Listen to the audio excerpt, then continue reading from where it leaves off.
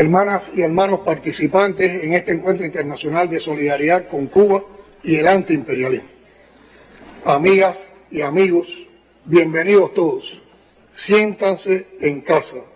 Cuba es y será siempre la casa de los trabajadores, porque en Cuba los trabajadores están en el poder.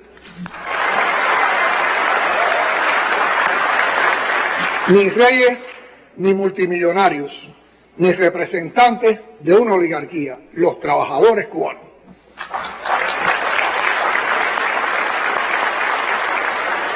Agradecemos a ustedes, los asistentes, por su participación en este encuentro, en el que compartimos un mismo sentimiento y un mismo compromiso: la solidaridad con la Revolución Cubana y las causas de lucha de los pueblos por su verdadera emancipación. Celebrar el Día Internacional de los Trabajadores, junto a representantes de la clase trabajadora de los movimientos de solidaridad Amigos de Cuba, es un gran honor y un gesto de valentía que nuestro heroico pueblo les agradece de corazón. Constituye ese un digno homenaje al legado del comandante en jefe Fidel Castro Ruz, paradigma de la solidaridad del pueblo cubano. Ustedes llegan en uno de esos momentos que se vuelven comunes en un país bloqueado de manera recrudecida, en que se viven situaciones muy adversas como la crisis de la energía y de abastecimientos de todo tipo. La idea era encontrarnos en nuestras plazas este 1 de mayo, celebrar juntos el Día de los Trabajadores, pero el mal tiempo nos obligó a posponerlo.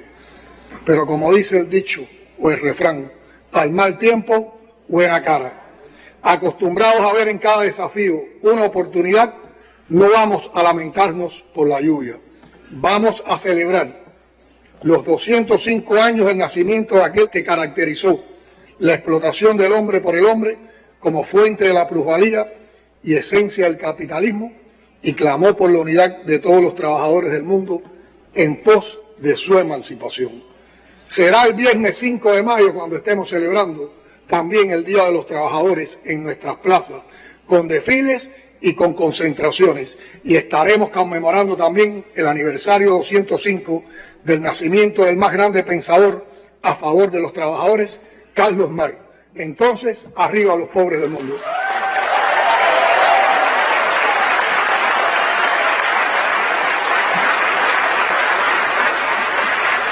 Queridos hermanos, en estos tiempos es un acto de genuino compromiso, valentía y un esfuerzo extraordinario visitar Cuba, lo sabemos. El pueblo cubano y sus dirigentes lo agradecen infinitamente.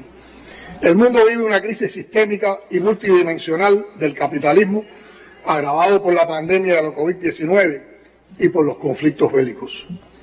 El pasado 28 de abril se cumplieron 2 siglos de que el entonces secretario de Estado y más tarde presidente de la Unión, John Quincy Adams, dejara definida para Cuba su teoría de la fruta madura.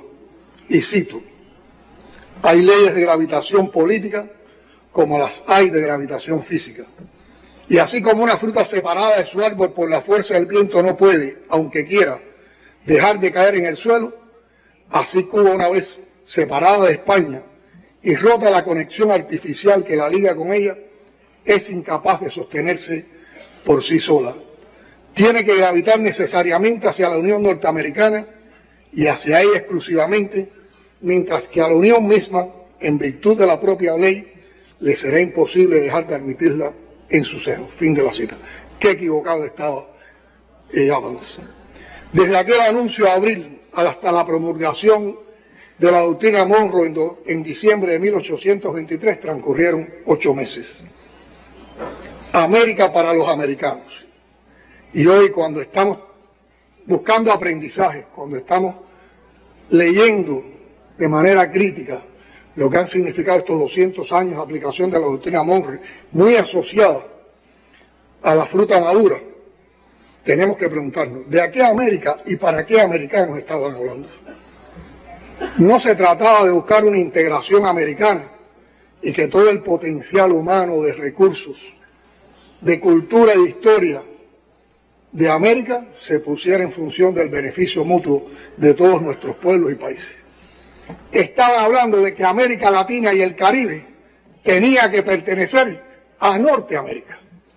Ahí está la trampa de esta doctrina, y eso es lo que tenemos que saber deslindar para poder entonces convocarnos conscientemente a la unidad antiimperialista y a la lucha contra el imperialismo.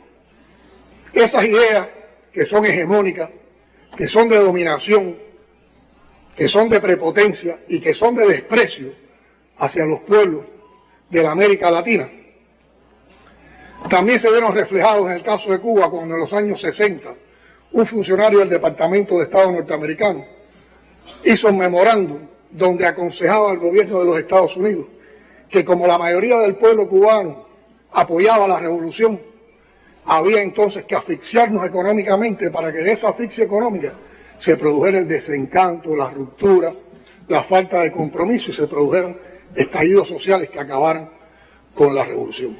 Como parte de esa misma doctrina hegemónica e injerencista que desprecia a los pueblos latinoamericanos y caribeños, se fundó la Organización de Estados Americanos, como la definió el canciller Raúl Roa, como un ministerio de las colonias.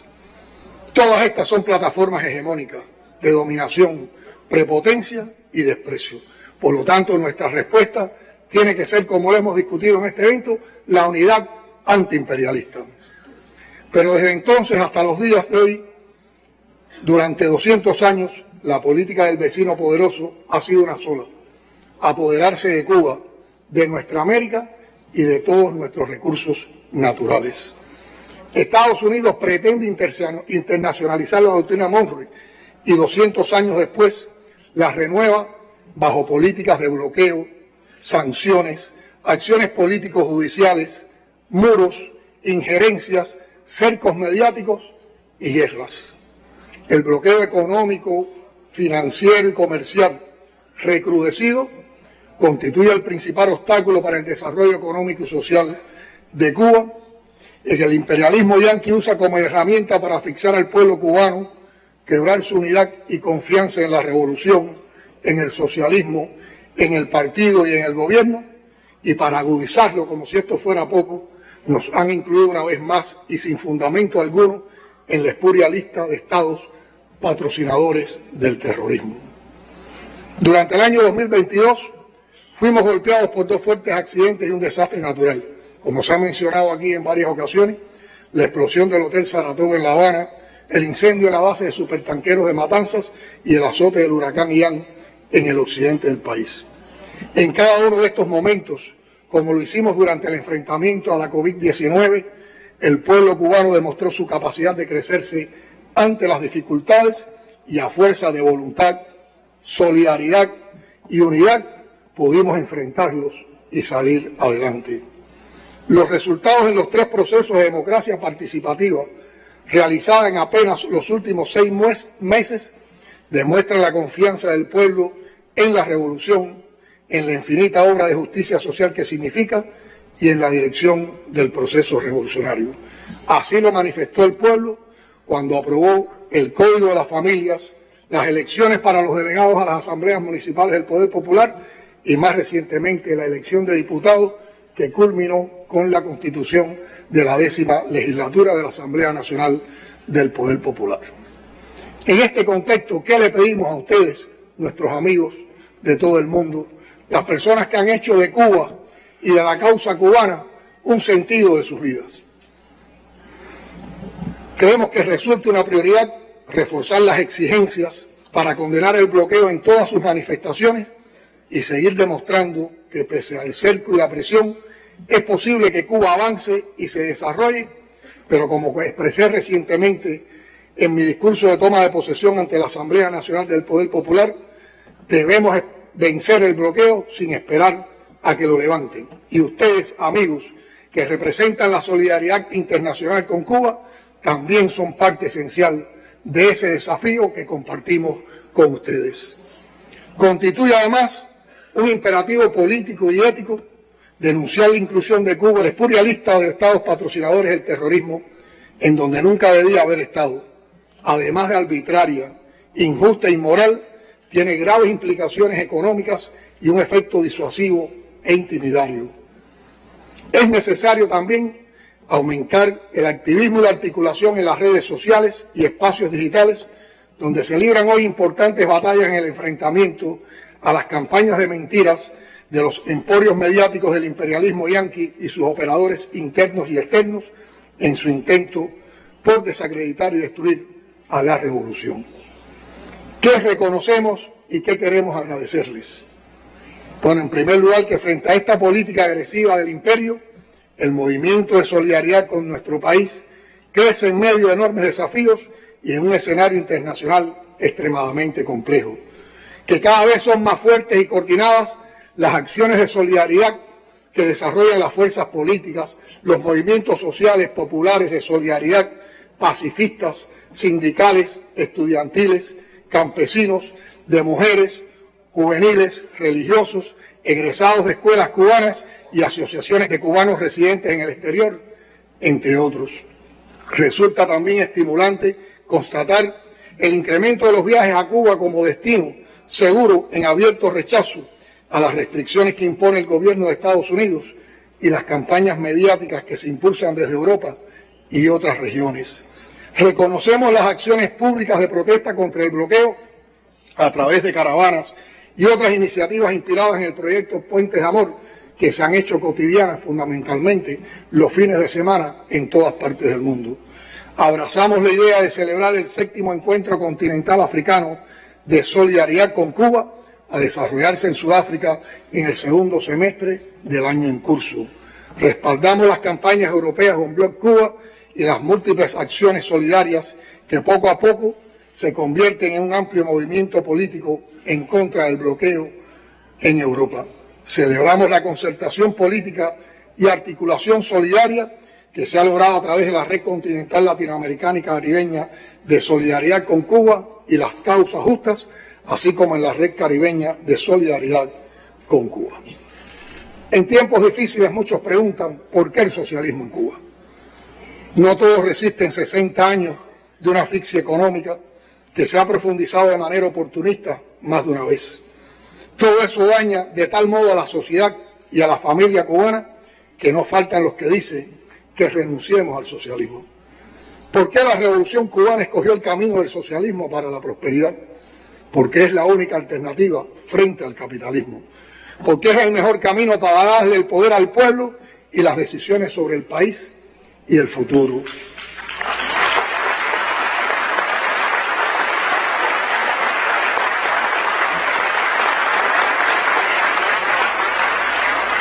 La revolución cubana no es solo la reacción de un pueblo a un acumulado insoportable de abusos después de siglos de colonialismo y 60 años de neocolonialismo.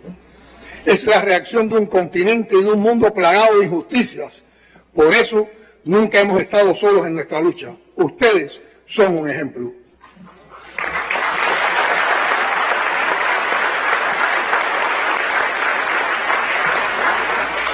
La revolución no llegó a Cuba importada. Nació de sus condiciones sociohistóricas concretas y se gestó en casi 100 años de lucha contra la injusticia. De su autenticidad nace su fuerza. Cuando desapareció de golpe la comunidad socialista y con ella el CAMI y la economía cubana cayó más del 30%, la revolución creció política y moralmente con Fidel al frente y un partido de unidad consciente de su fuerza. Al país le tomó 5 años de tener la caída y volver a crecer discretamente, pero crecimos. Eso es un socialismo auténtico. El supuesto satélite soviético del Caribe sobrevivió a la desaparición no solo económica y política del bloque socialista europeo, sobrevivió al desmontaje ideológico y al desplome moral de partidos y organizaciones políticas que suponían un referente. Nunca fuimos satélites. Todo eso ocurrió en un contexto marcado por la euforia del neoliberalismo en América Latina.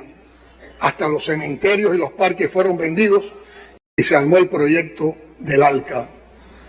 Como Cuba no se dejó llevar por aquellos cantos de sirena que muy pronto demostraron servir solo para endeudar más a los pueblos, las acciones de guerra económica se convirtieron en leyes. En los 90, cuando se desmoronó el socialismo en Europa y no cayó la revolución, se promovieron y aprobaron en el Congreso de Estados Unidos 2 leyes. la Torricelli en 1992 y la Halliburton en 1996. Fue un republicano primero, George Bush, padre, y un demócrata después, Bill Clinton, quienes firmaron respectivamente las leyes para ganar los votos y el dinero de la derecha de la Florida. Increíblemente, así enterraron lo que hasta esos momentos era una prerrogativa de los presidentes, según los expertos. Lo increíble es que nuestras posibilidades de desarrollo estén atadas a dos leyes de otro país. Busquen las estadísticas y verán cómo se conectan los datos de los más altos flujos migratorios con los momentos de mayor presión y cierre, y viceversa, cómo llegó a haber periodos de invertirse el flujo migratorio cuando se abrieron los intercambios. Lo que nos han confirmado la resistencia y la voluntad es que la justicia para todos solo se consigue con socialismo, la sociedad por la que seguimos y seguiremos luchando.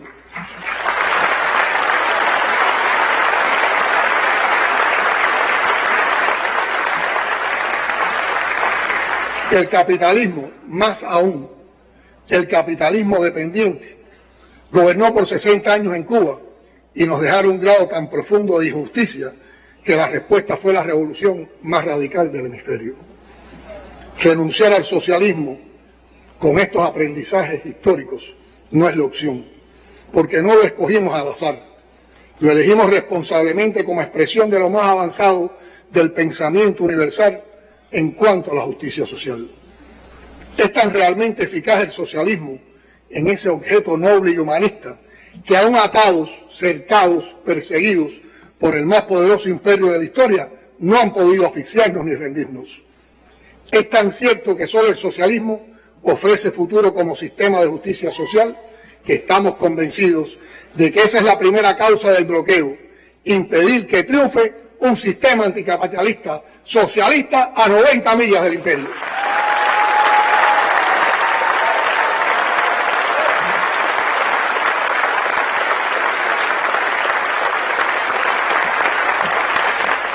Hermanas y hermanos, en un momento como este, ¿qué les ratificamos? Bueno, les podemos ratificar que en el complejo contexto internacional actual, Cuba mantiene su política exterior de principios de solidaridad y de defensa de las causas justas. Y voy a ratificar algunas ideas que fueron expresadas anteriormente en la inauguración de esta sesión de hoy por la viceministra de Relaciones Exteriores de nuestro país.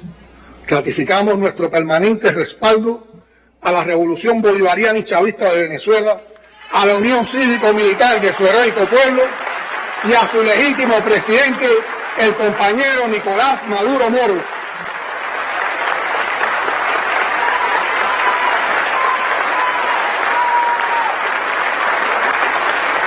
Reiteramos nuestra solidaridad con Nicaragua sandinista, con su pueblo y con el presidente comandante Daniel Ortega Saavedra. También nuestra solidaridad con el Estado Plurinacional de Bolivia, con el presidente Luis Ignacio Lula da Silva en Brasil, líder del Partido de los Trabajadores de Brasil. Y nuestro invariable apoyo a los esfuerzos de la República Argentina para recuperar la soberanía sobre las Islas Malvinas, Georgia del Sur, Sandwich del Sur y los espacios marítimos circundantes. Nuestro compromiso con el gobierno del presidente Luis Arce del MAS en Bolivia por su trabajo en la recuperación del país y la lucha contra el golpismo.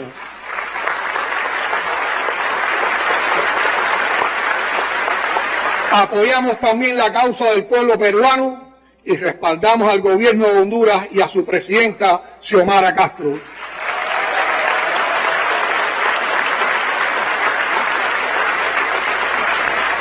Seguiremos defendiendo los legítimos intereses de las naciones caribeñas y apoyamos su reclamo de recibir compensación por las consecuencias de la esclavitud y el colonialismo.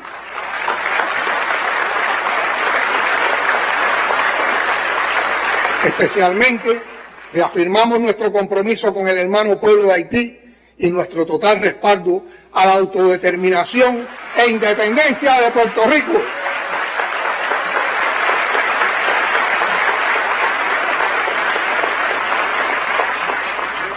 Agradecemos al amigo Andrés Manuel López Obrador, presidente de México, por su firme apoyo y solidaridad con la Revolución Cubana.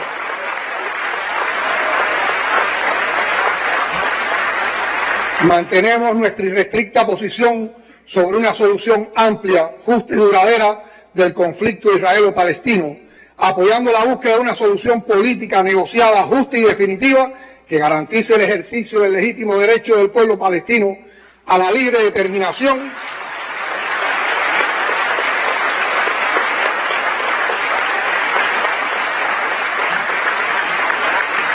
y a existir como Estado soberano e independiente en las fronteras anteriores a 1967, con Jerusalén Oriental como su capital.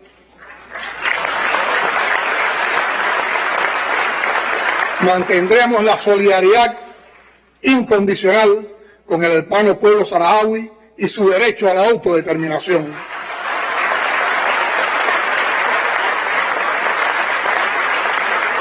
Abogamos por continuar desarrollando y fortaleciendo los estrechos y amistosos lazos con Siria, basados en el respeto a la autodeterminación, la integridad territorial y el rechazo al terrorismo y la imposición de sanciones económicas por parte de potencias extranjeras y organismos internacionales.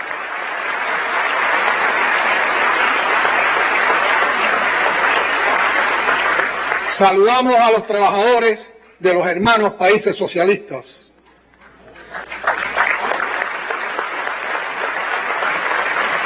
Cuba aboga por la paz, la cooperación, la solidaridad, el multilateralismo y el diálogo como premisas para la solución de los conflictos y defiende un nuevo orden económico internacional. Mientras tiene lugar este encuentro internacional de solidaridad, se está celebrando en La Habana el tercer ciclo de la mesa de diálogo entre el gobierno de Colombia y el Ejército de Liberación Nacional.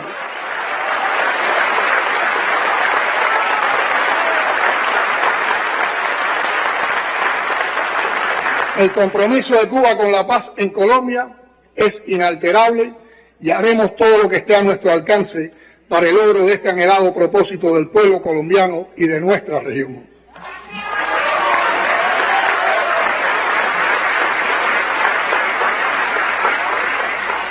Estamos comprometidos porque se cumpla la proclama de América Latina y el Caribe como zona de paz, tal como la aprobó la cumbre de la CELAC en 2014.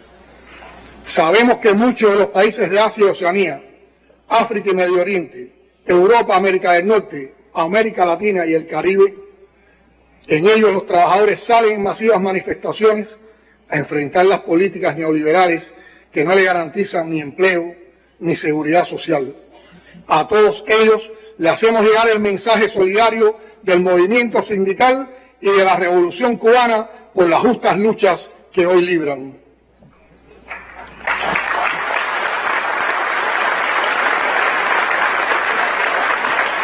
Queremos expresarles el convencimiento que tenemos en que los grandes problemas que hoy enfrenta la humanidad y los que encarará en el futuro solo pueden resolverse por la vía de la cooperación, la solidaridad y no de la confrontación.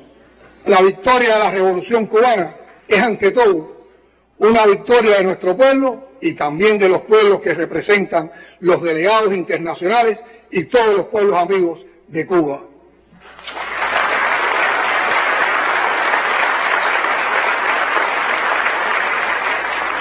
La fortaleza del proceso revolucionario en la sociedad cubana no podría explicarse sin esa voluntad popular y sin el meritorio papel de la solidaridad internacional que ustedes nos brindan.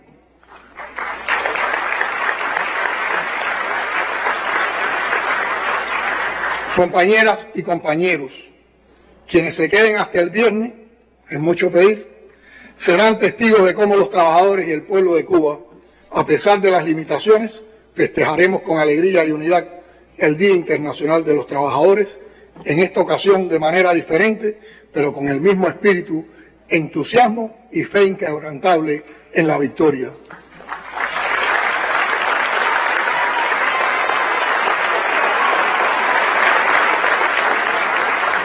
Llega a ustedes el agradecimiento eterno y sincero de todo nuestro pueblo por acompañarnos en nuestra irrenunciable lucha contra el bloqueo.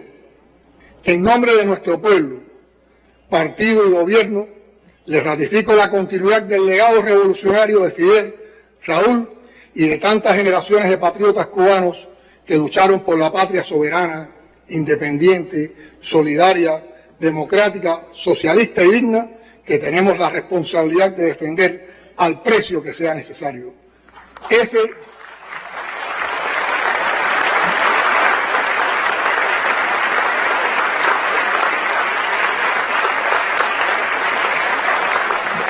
Ese es el mensaje que con mucho amor y firmeza le hacemos llegar a ustedes y a todos los amigos y pueblos del mundo. El incierto y peligroso panorama que se vive a nivel mundial y los brutales extremos a los que nos han llevado los enemigos de la revolución para rendirnos por hambre y carencias de todo tipo, hacen dudar a muchos de la posibilidad real de la victoria que nos espera. En la historia de Cuba ha habido muchos momentos como estos que vivimos, pero quizás el de menos esperanza lo vivieron durante varios días los sobrevivientes del desembarco del Granma. 13 días después de dispersarse, tras el bautizo de fuego de alegría de Pío, Fidel se reencuentra con su hermano Raúl y otros 4 compañeros en medio de la noche y en un lugar remoto conocido como Cinco Palmas. Se abrazan y Fidel pregunta cuántos fusiles traen y Raúl responde que 5. Y dice Fidel, y 2 que yo tengo son 7. Ahora sí ganamos la guerra.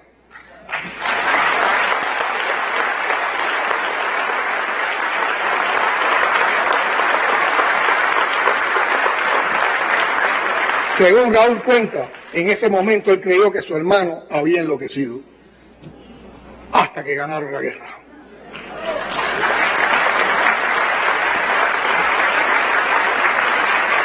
Muchos años después de muchos momentos como aquel, Cuba perdió sus mercados y la solidaridad socialista.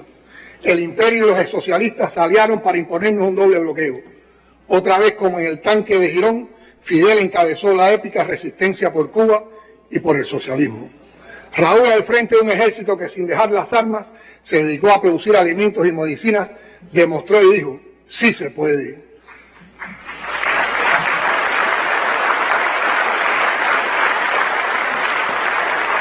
La generación que ahora ocupa las principales responsabilidades en el partido, el Estado y el gobierno cubano viene de esa escuela y estamos convencidos de que sí se puede y de que sí ganamos la guerra.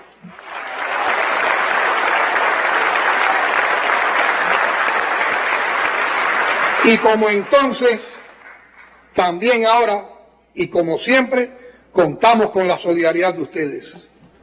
La unidad y la esperanza son nuestro presente y futuro, y la solidaridad de ustedes fortalece la unidad y acrecienta la esperanza.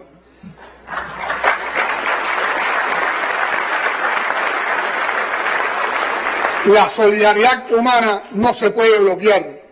Seguirá siendo un arma indestructible de lucha y de combate y al propio tiempo un mensaje permanente e inagotable de paz imposible de acallar. Patria es humanidad, una humanidad que sostienen los trabajadores. Solidaridad por siempre. Vamos a vencer, seguro que venceremos, hasta la victoria siempre.